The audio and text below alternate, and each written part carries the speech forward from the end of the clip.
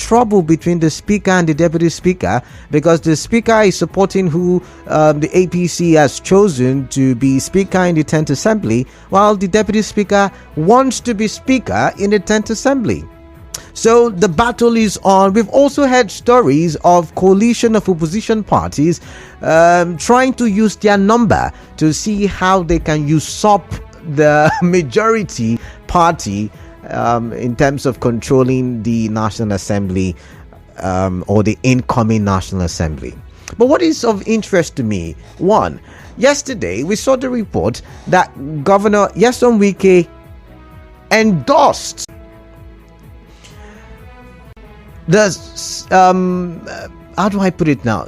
The Senate President ambition of Senator Akpabio. We talked about it briefly yesterday.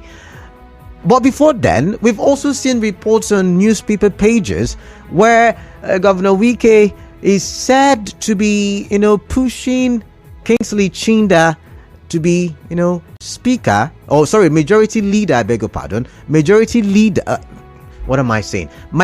leader, I should get that right now. Minority leader, please, for emphasis sake, at the House of Reps or the incoming House of Reps. We've also seen a report where Atiku is saying that Oluwole Oke, representing Oriade Obokun constituency in Osun State, should be the minority leader. Both, by the way, Kingsley Chinda and Oluwole Oke from the PDP. And I'm wondering, is it possible that opposition parties coming together can take advantage of the fact that the PDP and the APC may be in some kind of trouble while they are arguing and dragging as to who should become what in the incoming National Assembly? Well, of more concern to me is the legislators are representatives of the people, and because Rivers State would want to develop and grow, especially in our seaport areas or in our infrastructural areas, I'm talking about road infrastructures now, we would want to align ourselves at the National Assembly with people who we believe will help us achieve some of our developmental goals and aspirations. Now, that being said, I have a guest in the studio who is a House of Representative elect here in Rivers State, representing Port Harcourt Constituency 1. And he got there via the Labour Party. He's one of the two opposition parties in the state that were able to get a seat at the National Assembly, the 10th National Assembly. I've got Umezuruike Manuchim via the phone lines. Good evening to you, Honorable. Yeah, good evening. All right, welcome on the show. So I'm going to go straight to my first question. How does it feel being part of two candidates who won a seat at the National Assembly from Rivers State? There's somebody from APC who won in Okrika, and you won in Port Harcourt. How does it feel being able to break the hold of PDP?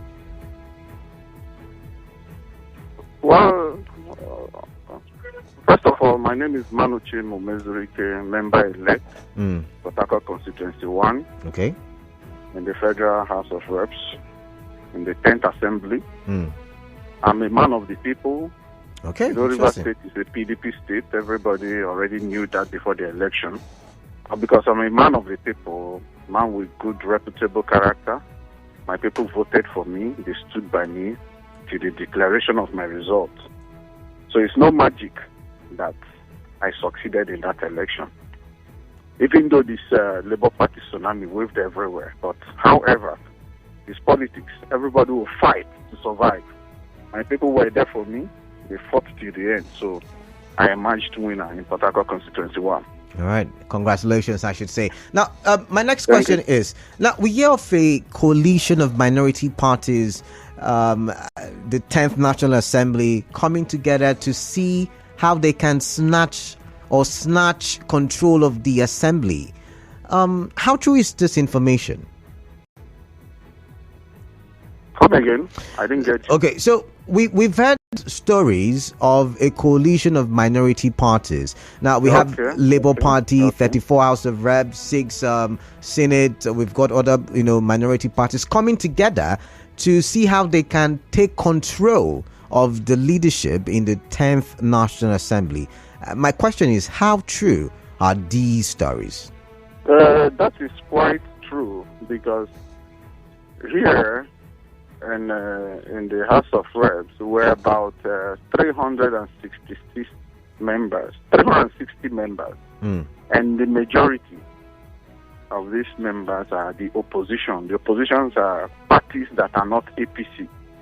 Will form more than 2/3 of the House. Okay. Ordinarily. Okay. But like it's politics. Everybody has got interest. Everybody has got where he likes. So everybody is trying to see where he fixes himself to support his own speakership candidate. So the ruling party, the APC, they are quite scared because the minority, that's the opposition, are greater in number. We are the greater minority. We are the minority, but we are greater than the ruling party. We are greater than the APC. So they are quite scared of the minority, and it's a problem to them. Okay, what do you make of the candidates for various leadership positions at the National Assembly, the 10th National Assembly, released or reeled out by the APC? Talking of Akpabio as Senate President, Abbas as Speaker of House of Reps. What do you make of some of these names? Okay, I will not talk much on the Senate presidency. Okay. But I know, however, it has been zoned to that area because of the past Senate president. It's politics. There should be fairness.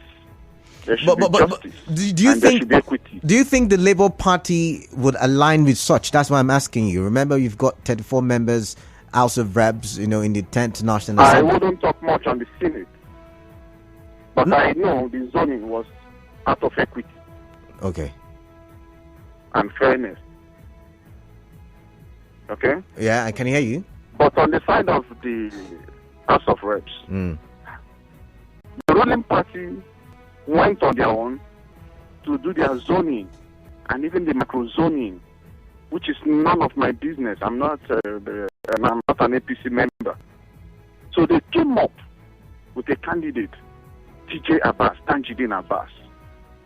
Before they even zoned, Abbas had been my friend in Kaduna. I actually going to Kaduna to see my elder brother in Umezuruike, who read accounting, where Tanjidin Abbas had dealings. Okay? Yeah, I can hear you. So I've always loved him. I've always liked him before I even got into this position. Now they came out, the APC came out with their and it's my Tanjidin Abbas. If the ball is in your court, what will you do? Tajidin has got this capacity. He has got the educational charisma. He has been a teacher, lecturer in various institutions in Nigeria. Tajidin has sponsored more than 70 bills in the House, of which more than 20-something has been assented by the President. Before a bill is assented to, it must have passed through the stages and seen now deemed to be correct to help the Nigerian people as a nation. The President cannot assent to a bill that is frivolous. The President cannot assent to a bill that is mere academic. The bill must seem to help, to develop, to see to the problems of the least Nigerian man. It's not easy for a bill to be assented to. If you come to the House, you will understand what I'm talking about. All right. For just one. There are people in the House for almost 12 years. People that are around the 7th Assembly, 8th, 9th Assembly. They've not been opportune. They've not gained one bill assented by the President. This man, Tajidin, has pushed in almost 70-something bills. So from how you're so this man has got capacity and competence. So from how you're sounding, or from what I can understand, you're saying that there is support for the APC candidate, even from minority parties. For me? Are you asking me, or I'm asking you. I'm asking you generally, though. Yes, I'm supporting TJ Abbas. He's a man of capacity, man of competence. He's got everything it takes to be the speaker. All right. We'll go for a short break. When we come back, I would ask you what you think about the governor of Rivers State's endorsement. Like I've said yesterday in the news, Senator Akpabio was endorsed by the governor, and there are talks about Kingsley Chinda being the minority leader at the House of Reps, at the federal level. So I'd like to hear from you. Just stay tuned. I'll be right back. All right. Thank you.